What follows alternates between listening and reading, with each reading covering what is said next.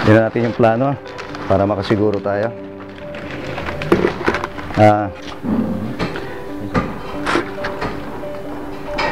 May tubig ba dyan? Sir. Sir. Tubig. Sir. Sir. Han? Han? Han, what's wrong? Han? Han, naninikip ang dibdib ko. Namamanhid ang katawan ko. Kuya, samahan niyo ako, dali natin sa hospital. Han? Sir. Sir. Sir. Dali natin sa hospital.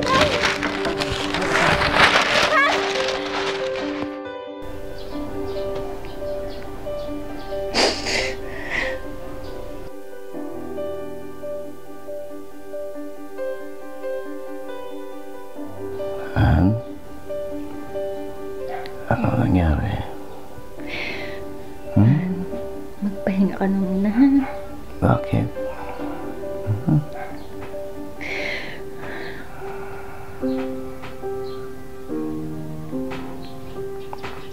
Han, may good news ako sa'yo. Oh. Dumating na yung resulta ng test mo and everything is normal. So, pwede na tayong umuwi end of the day. Gusto ko na umuwi. Namimiss ko na ang mga kids. Uwi na tayo. Oo, Han. Ito, ayos ka na yung mga damit natin, ha? Sandali lang, ha? Sabik na akong umuwi. Oh, hey. Dumaan ako sa site na, hospital ka daw. Kumusta?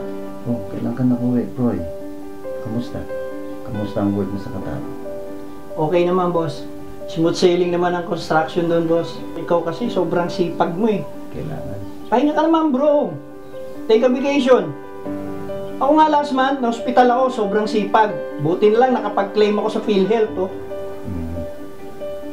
Pinadala ko lahat ng papers, na-reimburse ko lahat ng gastos. Ay, naku, ako nga rin nagulat. Yung nakita ko yung hospital bill. 15,000 daw ang mali-discount ko. Mga pare, kita Sige tayo. pare, salamat sa dalaw.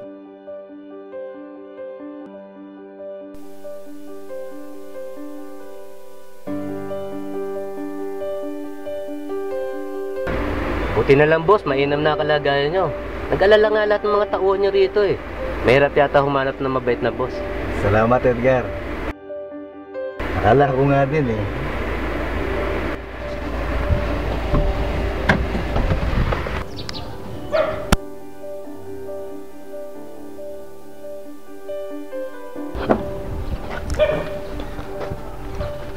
Boss, makikisuyo po sana ako sa inyo eh. Pwede ho, magpaalam ako bukas.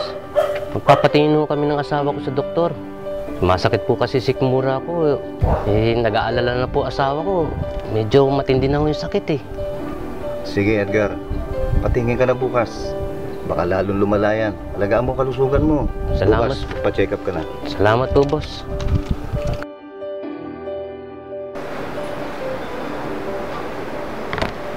Dok. Iba na lang.